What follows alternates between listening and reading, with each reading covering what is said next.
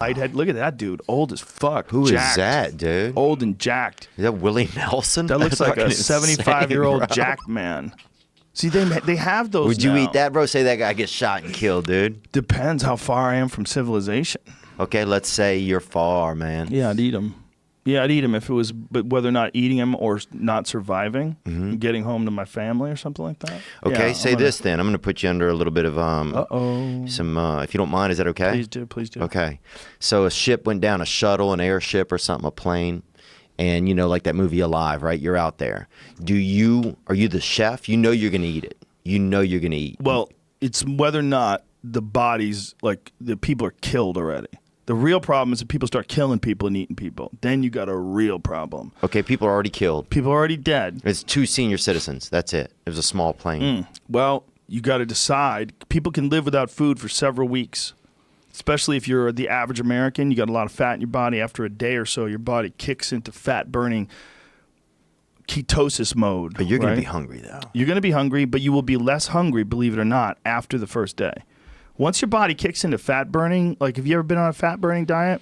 I've just on paleo for a month. A little different because paleo, you're still eating a lot of carbohydrates. You're just cutting out all the grains and things like that. Yeah. When you go on a fat burning diet, one of the first things that happens is your appetite just changes radically. It's really weird. Like you just stop being hungry the same way.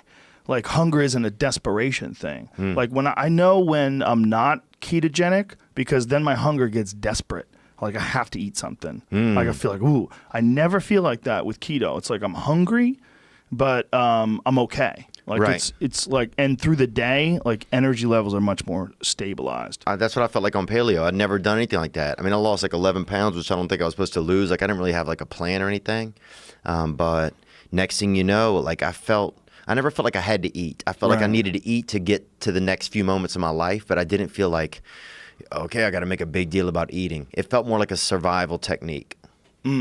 Like eating all day. And then my mind, I did feel more energy. I never felt like that after eating. I always felt like, okay, I could eat and then still go do something. I could go, play cards or run around or, chase a friend or do anything, hang out. Yeah.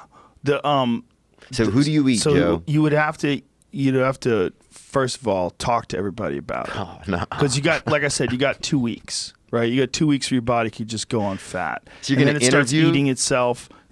Your body starts eating itself. Okay. You got to talk to people and say, listen, this person is dead.